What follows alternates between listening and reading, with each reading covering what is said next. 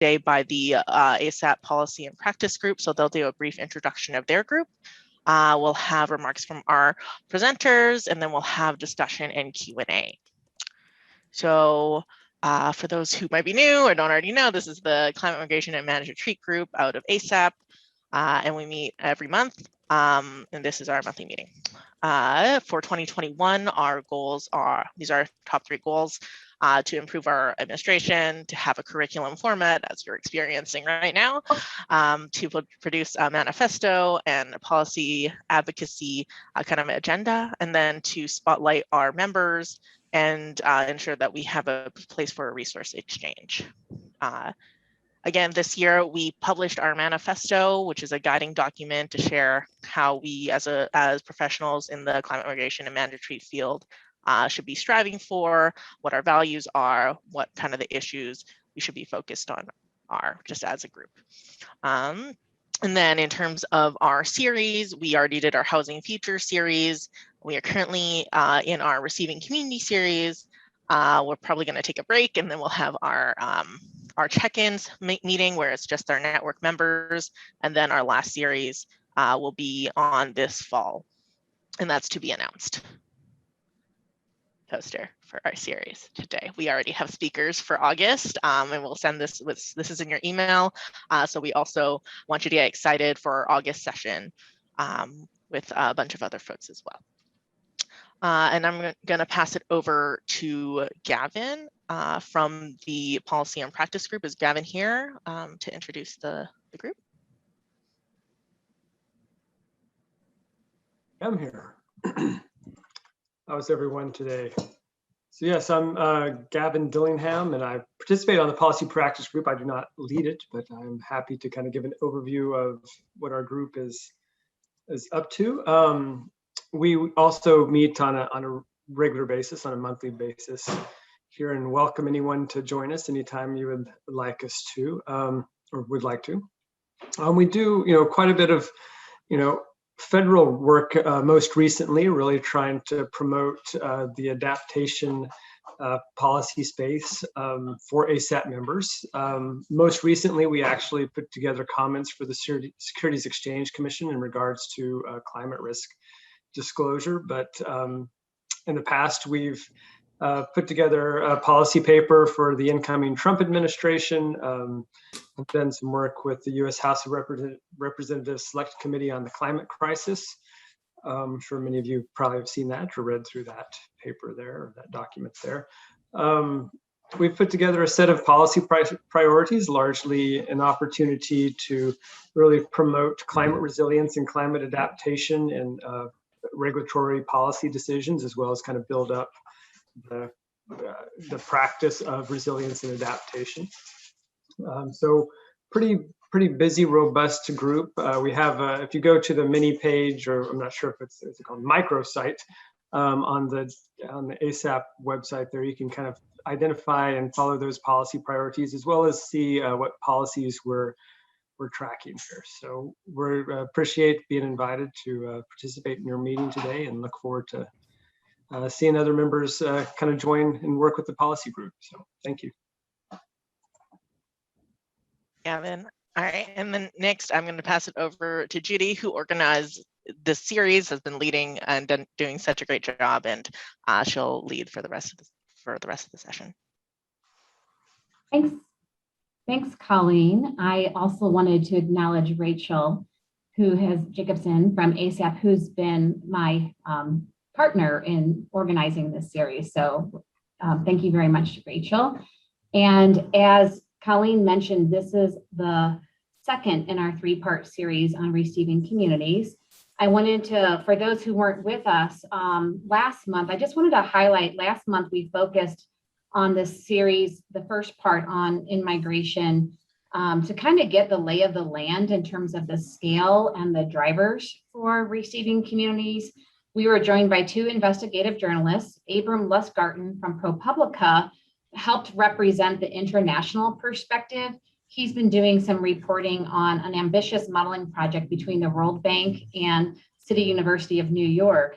And the thing that I really took away from his remarks is he noted that the modeling results especially from Central America into the US from climate-induced migration. The monitoring results suggest that the more we close borders and limit trade, the greater the ultimate suffering in source communities. And so he challenged us. He said, so that frames a policy choice for receiving communities. Specifically, how accountable are we going to be as receiving communities to those in our source communities? So I just think that's a really good grounding takeaway from last month to lead into today's discussion. We also heard from Keith Schneider from New York Times. He had a really fascinating, led us on a really fascinating conversation about Michigan and the state of Michigan and how they've been a leader in out migration for decades, but now they see their state sees a lot of possibility for climate in migration as an organizing principle for their economy. So I think it's interesting today we get to hear from a city in a neighboring Great Lakes state about climate receiving communities, climate in migration as an organizing economic policy. Abram and Keith built on some of our past CMMR conversations about scale. We've through the last year been discussing kind of analogies to the Dust Bowl era with 2 million Americans migrating due to the Dust Bowl, or 6 million African Americans from the Great Migration. And now the forecasts are on the order of 12 million climate-induced migrants within the US, but really 120 million globally, due to the fact that Abram pointed out last month that about 20% of the planet will be uninhabitable due to climate change. So we've set the stage, and today we're excited to dive into policy and building on these past conversations. So thank you, Gavin, for that introduction. It's terrific that we're joining forces between the Policy Practice Group and Climate Migration and Managed Retreat today. And we have with us today, representing national policies, Megan Susman. She's a senior policy analyst from the EPA Office of Community Revitalization. And then covering local policies, we're joined by Mayor Emily Larson, the mayor of Duluth, Minnesota. And as you all know, Duluth is widely covered in the media as like a safe haven for climate refugees. So we've been talking a bit about Duluth over the last year, so it'll be fun to hear directly from Mayor Emily Larson. You note in the title here that we include international. So I did want to weave it back to some of our past conversations. And as receiving communities, this means taking immigration-friendly policies into account, not just migration within the United States. So we'll try and touch on that a little bit in our conversation today as well. But that also provides a preview to our third and final in this series on August the 3rd. So please come back on August the 3rd for visionary frameworks for a positive future. We've, in the last year, heard from many authors and fiction, nonfiction, et cetera. I wanted to note, we heard from Todd Miller, the author of Storming the Wall. And in his book, he provides a really cautionary tale about climate migration and what could go wrong with this if we're not proactively building this practice and the policies surrounding it. Everything from climate apartheid and increased xenophobia, et cetera. So we want in this final part of our 3-part series to really hear from some panelists who can help us frame a positive future. We'll hear from Rachel Perrick, the Executive Director of Welcoming America, about what they're doing with regard to climate migration vis-a-vis welcoming communities of immigrants and newcomers to our US cities, as well as Sarah Rosengartner. She's a visiting research at the Zolberg Institute on Migration and Mobility at the New School in New York City. And then we'll hear from Missy Stolz, the Sustainability and Innovations Manager of the City of Ann Arbor, Michigan. So be sure to join us, as I mentioned. So that brings us to today, international, federal, and local policy tools for in-migration planning. We will hear from each of our speakers, have just some opening remarks to introduce themselves and their thoughts around these topics. And then we'll have a moderated discussion. So feel free, as you're hearing speakers, to be thinking of your questions, and you can share them in the chat box, and we'll moderate that until the top of the hour. So with that, I'd like to start. We'll first hear from Megan Susman from EPA, Office of Community Revitalization, and then we'll move to Emily Larson But first, it's my honor to introduce Megan. I actually met Megan through the CMMR practice group. She's a member of ASAP and our CMMR member-led interest group. Thank you for joining us. And Megan is a senior policy analyst in EPA's Office of Community Revitalization. She works on various topics related to smart growth, community design and development, particularly climate change mitigation and adaptation as it relates to smart growth. She's co-authored several relevant publications for today's topic, including Smart Growth Fixes for Climate Adaptation and Resilience, Planning Framework for Climate Resilient Economy, and This is Smart Growth. She's co-chaired the community's work group of the Interagency Climate Change Adaptation Task Force, so she can probably share some perspectives about how EPA works with other federal agencies on these topics. And she's also contributed to the 2014 National Climate Assessment. She has a master's from Duke and an undergraduate degree from Bryn Mawr. And I'm pleased to have Megan take it from here. Thank you, Megan. Thank you, Judy, for inviting me to present. And thank you to Stephanie in the chat, who just said she's a big fan of the Smart Growth Fixes report. So love to hear that. So hi, everyone. I'm Megan Susman. I use she, her pronouns. I've found the previous presentations in this group really interesting and useful, so I'm hoping mine will be as well. And I'll go through a few slides, present a little bit of material, but mostly I'm interested in the discussion and in hearing from you all what my office in particular, but also EPA and the federal government in general, could be helpful with in working with receiving communities. So could I have the next slide, please?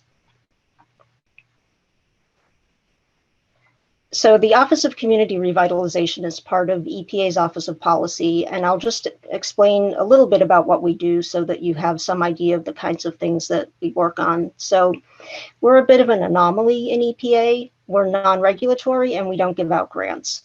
What we do is work on policy analysis and evaluation, and then we work directly with tribes, states, regions, and communities to try to help them find multiple benefit solutions to growth and development related challenges. And although we work with all different kinds of partners at all different levels, I'd say that our work generally boils down to helping communities. Even if we're working with a state or a region, it's generally to give them tools so that they can help the communities in their jurisdiction. Within EPA, we work closely with the Office of Environmental Justice, the Adaptation Program, different programs in EPA's water, air, and brownfields and land revitalization offices. Like as Judy mentioned, we've done a lot of interagency work. Over the years, we've worked with the Housing and Urban Development, Department of Transportation, USDA, FEMA, NOAA, Economic Development Administration, several other federal agencies and programs at any given time. And one of our priorities right now is working on reviving some of those relationships. And we also work with several public and private sector partners. I wanted to mention especially the Smart Growth Network, which is a coalition of environmental, real estate, housing, and other similar nonprofit groups. Next slide, please.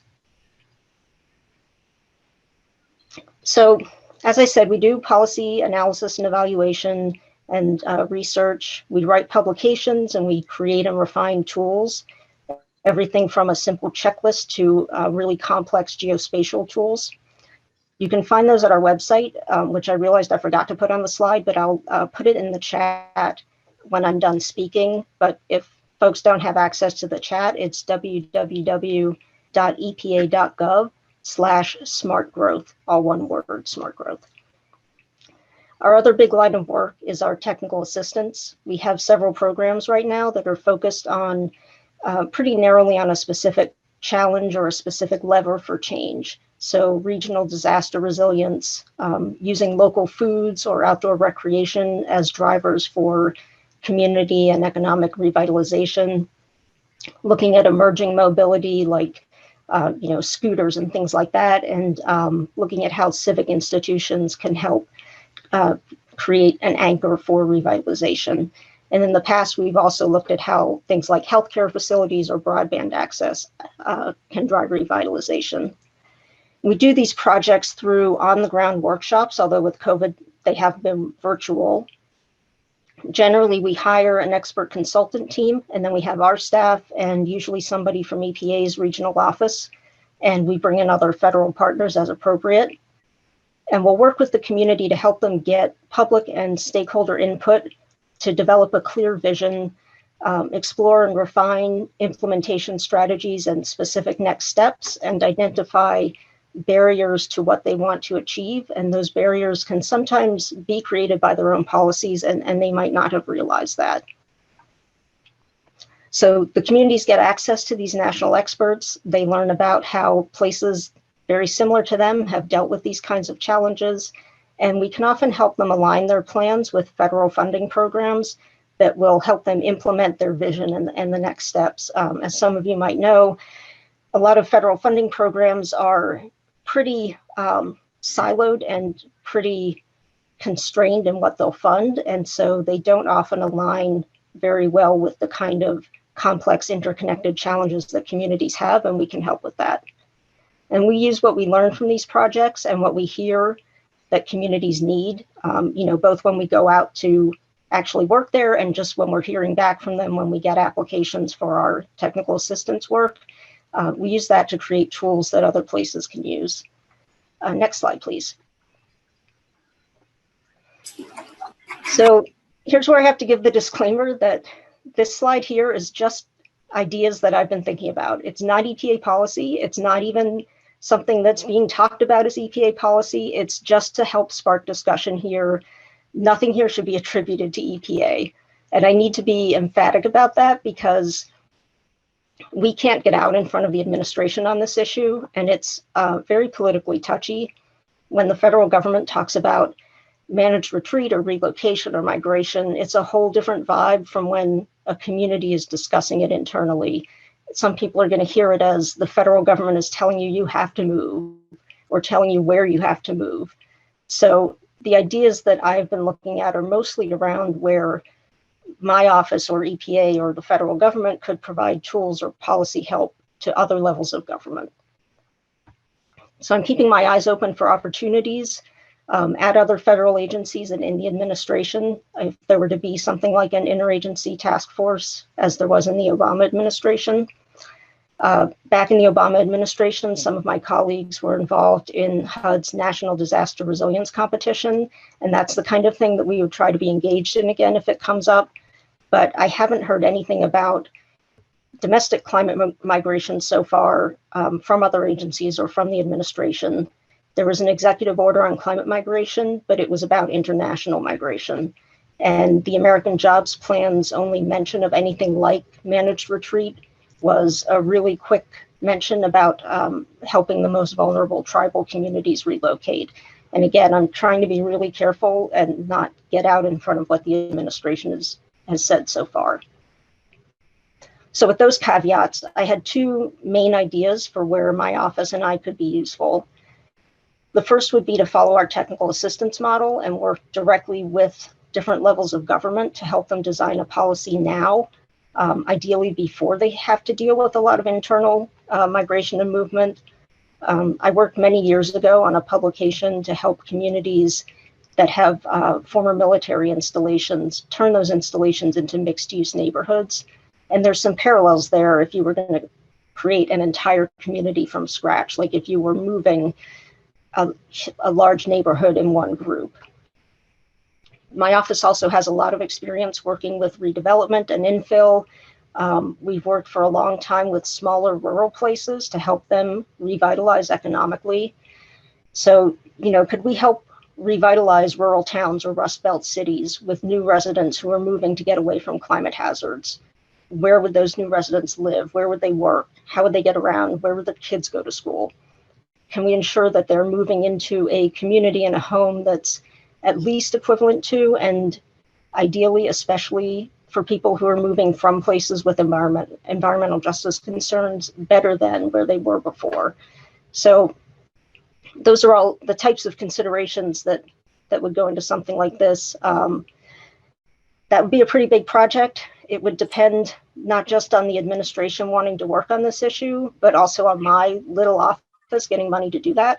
So a sort of smaller scale idea I had was to find partners to work with, either in the federal government or outside of it, to put together a publication or something that lays out principles, best practices, examples, other resources to help communities with managed retreat and climate migration. This discussion today is about receiving communities, and that's what I'm mainly interested in. Some of my colleagues are more interested in how you work with communities to make decisions about relocation in the first place. So as I said, these are just a few ideas I had.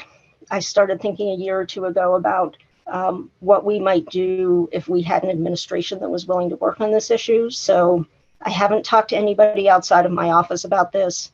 I'm really excited to have this discussion with this group.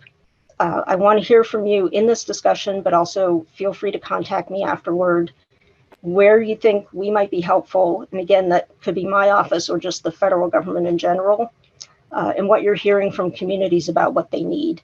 So I'm really looking forward to what Mayor Larson has to say. I'm going to stop there so that we can hear from her. Thank you. Thank you, Megan, for that introduction and also for making it so conversational and sharing some ideas to tee off that conversation. I see we already have some questions in the chat coming in for you that you might take a look at as I introduce Mayor Larson, and then we dive into a conversation here. So welcome, Mayor Emily Larson.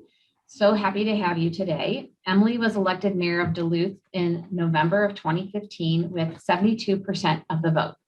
So congratulations, that is certainly a strong vote of confidence in you and your leadership position there in Duluth. Prior to becoming mayor, Emily was president of the Duluth City Council. She served as a commissioner on the Duluth Economic Development Authority. Look forward to hearing your perspectives about economic development on this topic in particular, and was also the council conduit to parks and libraries. Currently, Mayor Larson serves as a member of the Young Women's Initiative of Minnesota. Gender also plays into this topic quite a lot, as we've been discussing over time. And you also sit on the Greater Minnesota Housing Fund Board, which was our first series this year, was around housing. So as mayor, Emily's priorities include sustainable energy, increasing and improving Duluth's housing stock, addressing the opioid epidemic, developing a stable and reliable long-term streets funding plan, and continuing to grow Duluth's robust and unique economy. Emily earned an undergraduate degree from the College of St. Scholastica, a master's degree from the University of Minnesota Duluth, and is a graduate of Intermedia Arts Creative Community Leadership Institute.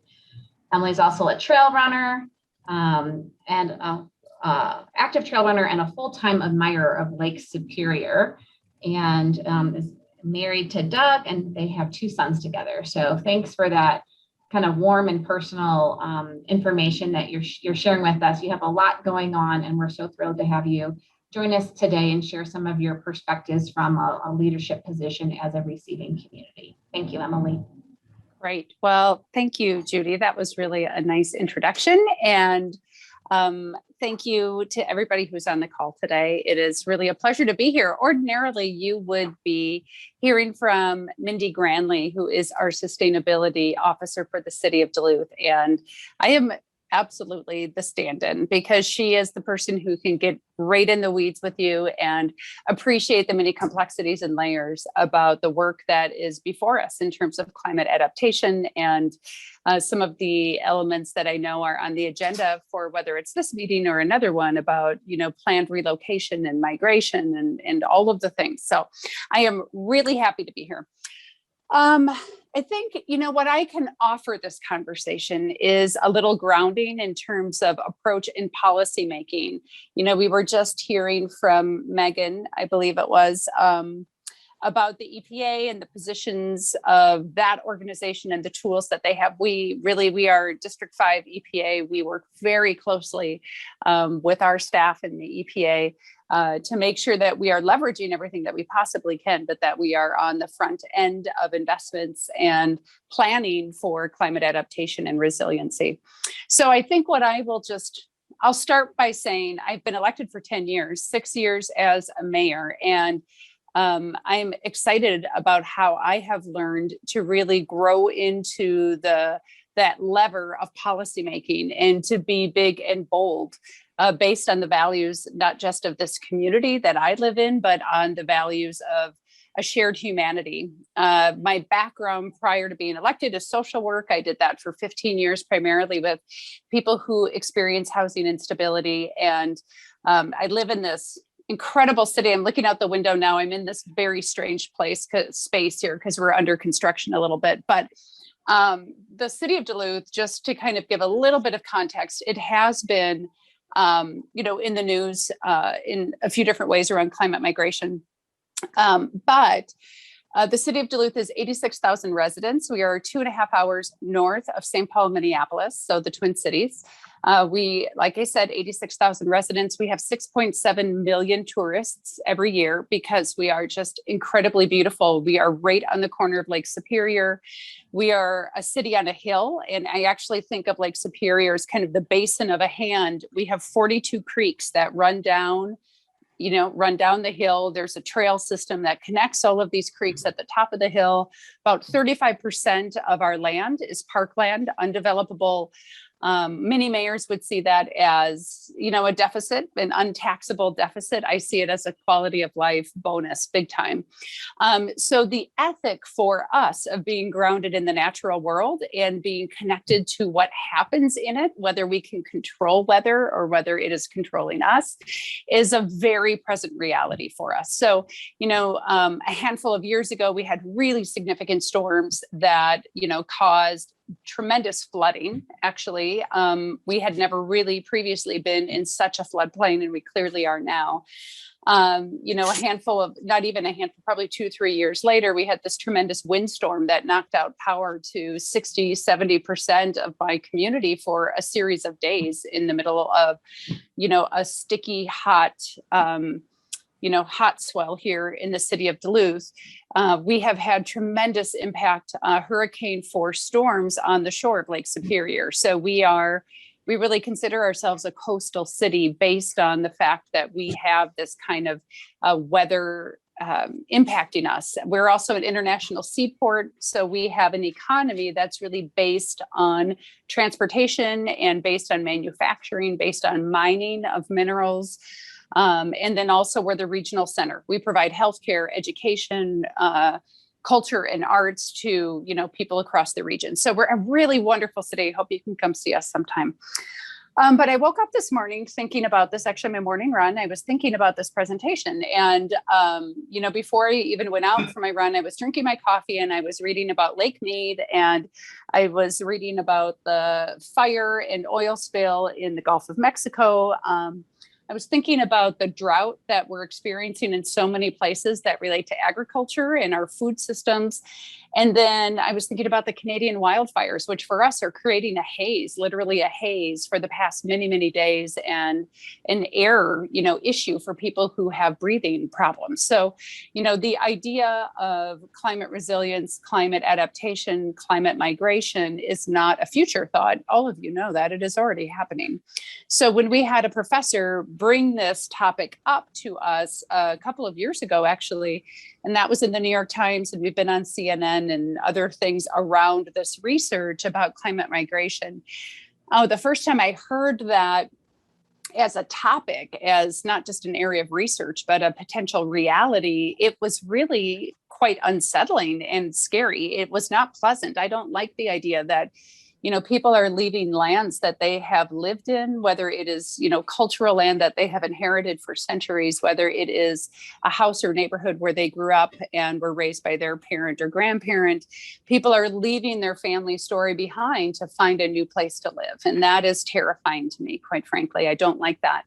I also know that there are things that can happen when you have outside activation and you haven't taken care already of disparities that exist in your own community, whether those are disparities of health based on race and income, whether those are disparities of home ownership based on historical redlining and policies that have intentionally kept people out of a more competitive market economy. There's just a lot of variables already in a community before you start infusing people who have choice of migration, whether that's international immigration, whether that's, stateside migration. The first wave will certainly be people who have some element of financial choice. And while that could be in the big picture, a kind of side benefit that actually worries me quite a bit. And so I spend a lot of time thinking about those realities.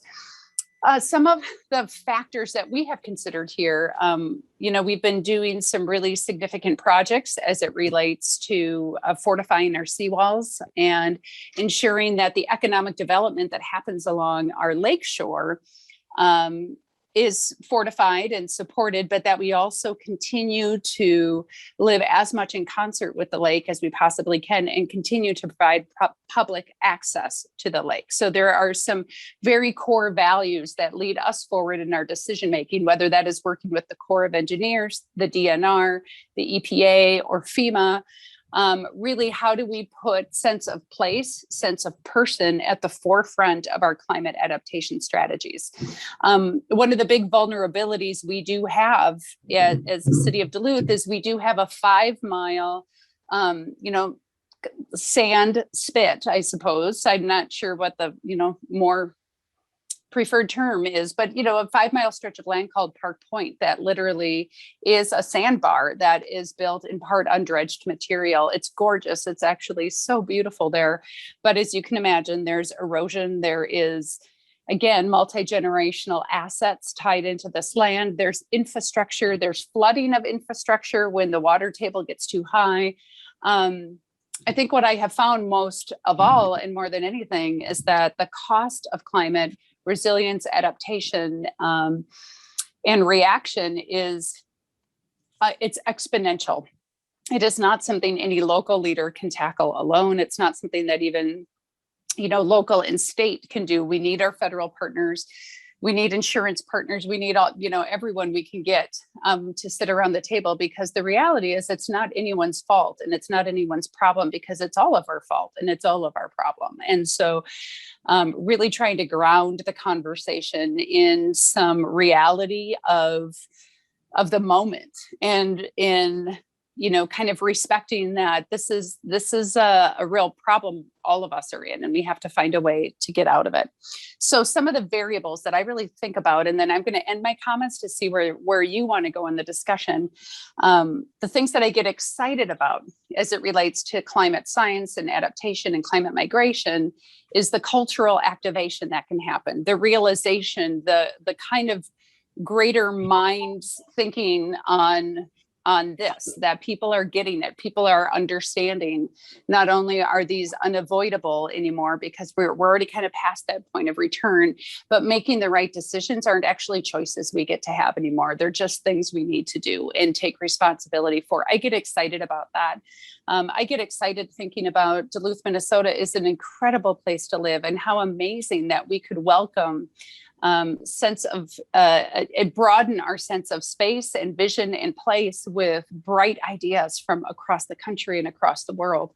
I also know that underneath that, we have a lot of work to do as a community, to be honest about the historical truths of our land, of our people, of the rules that we have set down intentionally and unintentionally.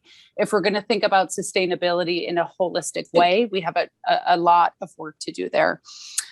Some of the things that we have chosen to do in recent years is rebuilding and maintaining public access to the waterway through our lake walk, which is really just an incredible gem of an access point for us.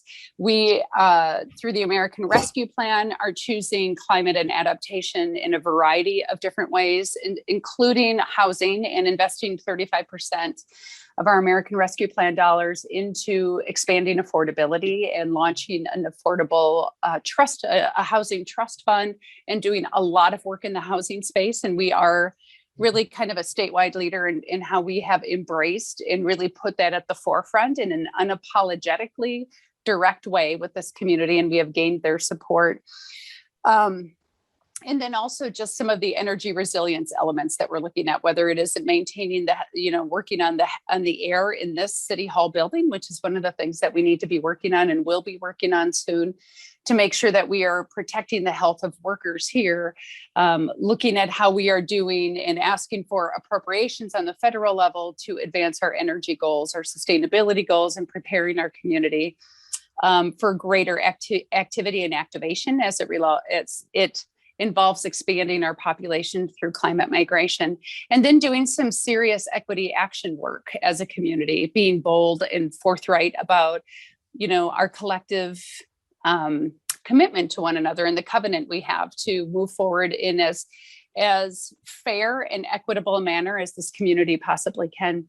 So in closing, I'll just say that I hope all of you have leaders in your community that you can have these kinds of meaningful conversations with. And I would encourage you to push your leaders. I often will work with advocates, and, we have kind of a community organizing approach in how we in the mayor's office work with the community. And I will often tell people, your job is to make it uncomfortable. Your job is to be loud. Your job is to push me, because that's what gives me the backing to then prioritize whether it's my budget and to make sure that this is all getting conveyed, whether it is, how we show up to a neighborhood, whether it is how we show up on an issue.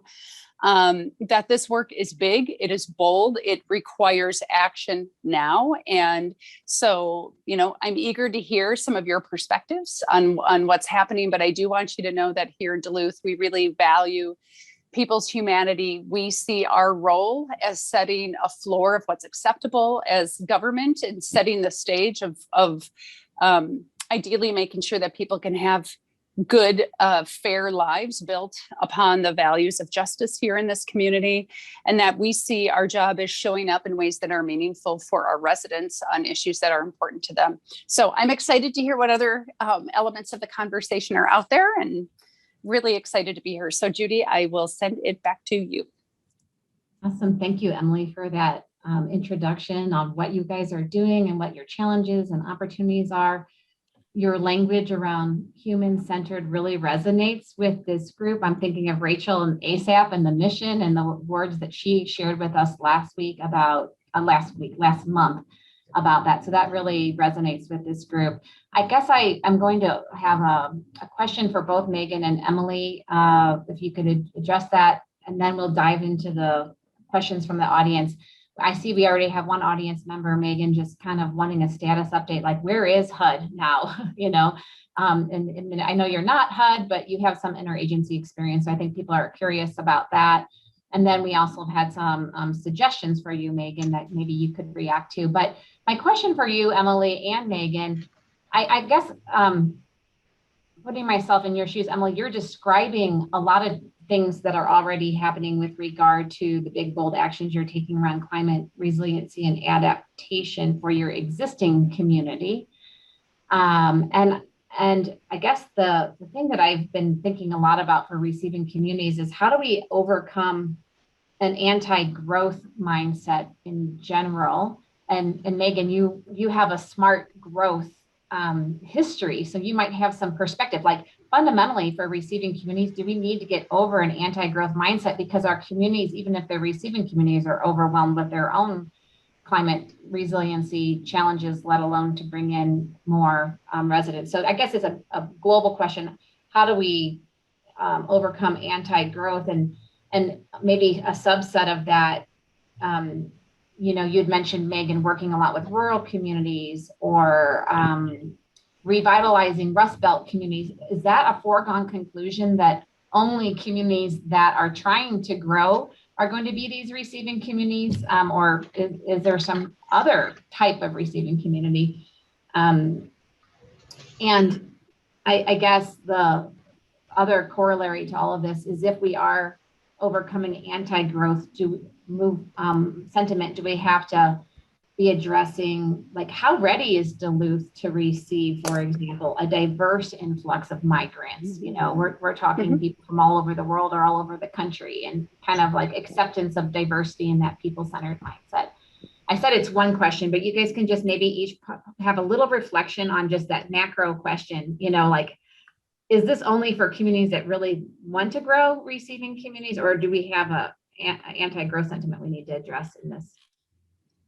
Boy, that's a great question. Megan, do you want to go first, or do you want me to take it? You go Why don't first. You go ahead and take it? Okay, all right. You go first. Sure. So, yeah, I mean, the anti-growth mindset is always going to be there in a lot of places, and that's why the idea about these smaller rural communities that are trying to, create more opportunities just to keep their own young people at home, and Rust Belt cities that have been losing population for decades. That's why that came to mind for me, because it's a much easier lift to go to places that are trying to attract residents already and that already have existing infrastructure and they have some existing housing. So the managed retreat discussion is difficult enough. And so I'm looking for the easiest path for, to get going on it. I doubt that all of the growth that's going to happen will be accommodated in those places. I just don't think that they can. I think you said 12 million people. I don't think that that's something that necessarily these communities that are trying to grow are going to accommodate. But I think that that's a good first step, and maybe you can use it as a proof of concept and show other places, this is what these migrants brought to these communities, and this is what they can bring to your community. Great points. Yeah, I think I would, just expand to say, from the built environment perspective, the city of Duluth can actually accommodate probably 35 to 40,000 more people. We have a built environment that is because of how the city was incorporated in a series of townships and a projected population. We literally have a road and infrastructure system that can accommodate more people. We literally have that built environment. That's a really heavy financial burden for the people who live here, because we're still plowing all of these roads, even though we have lots more room for growth and infill density. So from that vantage, the city of Duluth is ready. And I think it's one of the reasons why we are seen as a place that can be a welcoming and a receiving community. We also have this incredible source of water that is really not diminishing anytime soon. And so we have some resilient systems built in place there. I think to me, it's a yes and. I think there is a sense of hopefulness in how elected leaders and non-elected leaders can talk about being, whether it's a receiving community or a community that is welcoming to new members, migration, immigration. There is a certain tone that needs to be set by decision makers around how they want to position that, because I really don't think that there's always going to be some attitude in some people that is, no growth is good. We need to kind of put the walls up around us and protect what we have. I do think sometimes people they're worried, right? So when they're concerned about growth, some of what I hear is really selfish, but it's selfish in a way that you kind of get. It's like, if you're worried about whether or not, your kid or your grandkid is going to be able to survive here, whether it's on this planet or in this community, the concept of welcoming more people is really scary, because you're kind of, sorry, I had to turn something down there. You're kind of in your corner, just trying to make do the whole time. But I do think how people talk about it is really, really key. And so I think, to be really honest about what the disparities and challenges will be, and for us, this really heavy influence on affordable housing is it's like we are thinking generationally here. We have seniors who are really locked into homes that they're ready to leave, but there isn't affordable senior housing for them. Now, when they move, that would create space for a family to move in. There's a lot of potential, in city migration that can happen too. But to me, there are tremendous benefits that can come from it. But the basis for us in the city of Duluth is we do have a built environment that can accommodate more. How we do that well, how we do that with values of equity and justice are really important to me. And so wanting to be thoughtful and mindful about that. Nice. I'm going to ask you a follow-up question, Emily, that ties together some comments and questions from the chat box, and then bring it back to Megan on kind of expanding then from the Duluth experience out to what you may know is happening at HUD on this topic. But there's a comment in the chat box about how some of these Rust Belt cities tend to be more demographically homogenous and maybe even antagonistic against racial diversity. And so there was a question, also an example from Louisiana, like when when welcoming newcomers to a community, do you have ideas on how to help them preserve their culture while adding to their new receiving community's culture? So Emily, I guess kind of imparting your leadership, because you mentioned tone, but then you also have your background in social work and you sit on a housing group. So any conversations happening in housing around like, how to help people preserve their culture and how to kind of work on anti-racist, efforts.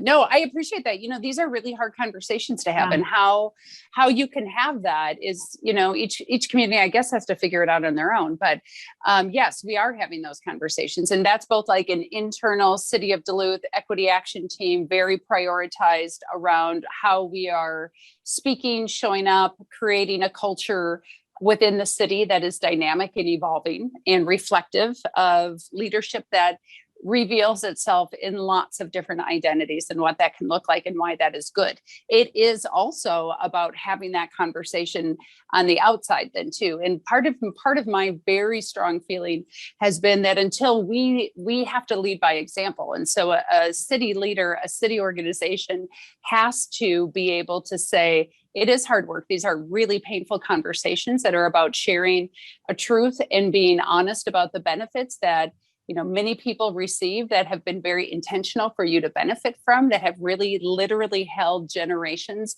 of people who identify as BIPOC and in any way that is other back. That is really something that I think for me, it's an important conversation to have internally and to have publicly, but to show that the city can move in that direction by the city organization doing some of that work on the front end is, I think, really, really important. Yeah, you're right. These are hard conversations. So I appreciate your grace kind of under fire, so to speak. But how are you guys handling that? I think as practitioners, we're all just really curious to be able to pick a leader's mind on like, how does that show up, in your work in housing and other things. So thank you for that. And Megan, then can maybe you paint that broader picture? What is happening like at HUD? Any updates there that you might have any insights on? I was trying to think what to say that's not going to get me in trouble. So as far as we know, HUD is, the people at HUD who worked on these programs in the Obama administration all left, and they're really trying to rebuild, but it's a big ship to try to turn around. So they are working on it. I think,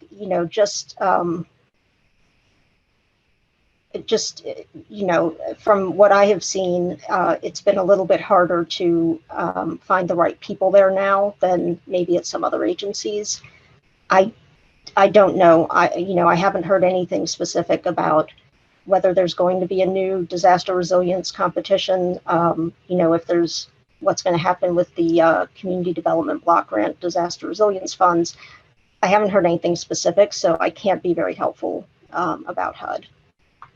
This might be one of those ways, I'm sorry to jump in, but this might be one of those ways where, local pairing with federal is really helpful. I can say things that get me in trouble all the time. I have, the political space to do that. I hope to not do that. But if I want to make a statement about values, or I want to talk about the direction of where the conversation needs to go, I get to do that. I have the space to do that. And one of the reasons that I am comfortable doing that is because I know that's what the EPA needs to be able to advance, right? They need to see the context of what's happening. There are certain entities that can't get out ahead of the others, but local government is where you have a tremendous amount of space to be maybe nimble in the fast way isn't the way to say it. Local government isn't necessarily particularly speedy all the time, but we can almost immediately mirror in some ways the direction, the will, and where we need to be going on different local levels. And so I think that's a really important partnership maybe that we can have with the EPA and other, wherever people are listening from or participating in today can have with their local governments as well. Mm-hmm. Yeah, that's a really good point. And when you mentioned specifically, Megan, for example, the disaster resilience competition, there are some questions in the inbox here, in the chat box too, that are kind of differentiating sort of long-term resiliency planning. Emily, you spoke to that, right? The things that you guys are needing to invest in long-term in terms of ensuring your seawalls and economic development, and just the costs associated with that and the level of collaboration therefore required across local, state, regional, et cetera. But then others in this chat box are talking more immediate, like if there's a disaster now in your region, what's the readiness? How do you test for readiness in Duluth to be able to accept maybe some neighbors? Because we do know, right, migration tends to not be long distances. First, it's shorter distances, or even for that matter, longer distance here in the West, when you were mentioning kind of opening discussions around wildfires or other things happening in the American West right now with, what is it, over 100 ongoing wildfires right now. So I guess it's sort of like, has there been discussion in the sort of disaster planning side of Duluth city functions related to climate migration? Mm-hmm. Yeah, we have had, it's so interesting. We have all, and first of all, I should have started here and just said, I hope everyone is healthy and well. We've all experienced such incredible pain and trauma the last year and a half related to the pandemic. And then, of course, all the other worries we have that fit in. So I hope everyone on this call is doing okay. Based on the pandemic and what we have been able to do, how quickly we've been able to move to activate in ways that are, really matters of life and death in many cases. Yes, the groundwork is there for us to do very quick and long-term disaster planning and disaster reaction. The question is about how far ahead can we get, right? Like my team they are sharp, they are ready. We have ideas, we have project concepts. We just need a ton of money to get it done. And the challenge is that often we can't get funded for things until after something happens. Mm-hmm. And FEMA, has a very prescribed way in which they do things that makes a lot of sense. It's not nimble, it's not fast. And we have had many examples where we're still recovering and tracking things from one storm, and then the next one shows up. And now we have to differentiate what happened in this catastrophe versus this catastrophe. And so there's a certain amount, on the local level, we're able to be quick and nimble as it relates to some of that planning and long-term visioning and activation. The last thing I'll say that you mentioned is, the city of Duluth has been inhabited for centuries, and it has been constructed around a form of government that is based on people who have migrated here. And so, this concept of migration is one upon which many of these townships and formal governments were founded. And often I have found that when we talk about people's personal histories and where they have come from, and once you are inclusive of the full history of your own family tree, people see very quickly how the benefits of migration have been important to their own lifeline, literally their own lifeline, and their own, generational wealth building and their own generational solvency. And so being sure to remind people, migration isn't an other than story. It is your story in many cases, not in all cases. And I want to honor the Indigenous and BIPOC experience that exceeds and goes well beyond what I just shared. But in many cases, the migration story should be and is a very familiar story to people, and reminding them of that is, I think, very important. Yeah, no, that's I think that gets back to your point around tone and leadership, is just putting it in some context that people can embrace more fully. And I wanted to thank you for your concern for the well-being of our audience today. That was really thoughtful. And in our remaining few minutes, I wanted to give Megan a chance to react to some of the ideas that people are sharing in the chat box. One was around funding for soft infrastructure, not just hard infrastructure, as well, and which may be speaking to somewhat Emily is saying, and just funding, and then the other is around sort of regional approaches. And do you see your office looking at individual communities, or to what extent does your office also look at regional approaches to this comments that even Emily has made within communities? We're seeing in and out migration, if you will, depending on how wide you also draw that boundary. Mm-hmm. Sure. So this issue of not being able to get funded for resilience until after a disaster happens is a major issue. And that's, one of the things where we can help a little bit with communities is helping them figure out, maybe they're getting some formula funding through the state for a transportation upgrade. So maybe we can help them figure out how to integrate green infrastructure into that. And then, they use the transportation money and it helps with resilience at the same time. So it's little incremental things, but it's a way to at least get some resilience measures into place. I was looking at that comment about the soft infrastructure, and that's an excellent point. One of the things that we have talked about for a long time with communities is communities often put things like schools or community services, they find the cheapest piece of land they can, and sometimes it's way outside of the center city or the center of town. It's difficult to get to maybe if you don't have a car or if you just don't want to drive.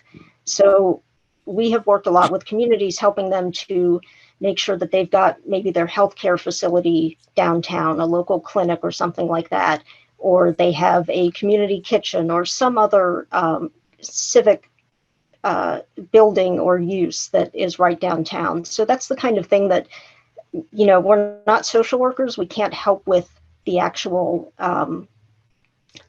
work of helping people with the culture, but we can help make sure that communities are planning for the physical spaces where that culture can take place. Yeah, thank you for that. Well, we have about a minute left. So to Emily and Megan, I just wanted to share really positive kudos from the audience, including ASAP's director, Beth Gibbons, saying that just so many new ideas came from this conversation. I wish we could take more time and have more direct interactions with our audience, but thank you all for the comments and for joining us today. And thank you, Megan and Emily. Lots of great ideas, lots of ways for us to keep these conversations going. Really insightful and inspiring to hear from both of you and your perspectives, and look forward to future collaborations. And thank you for coming, and we hope people join us on August 3rd to keep this conversation going. Thank you very much.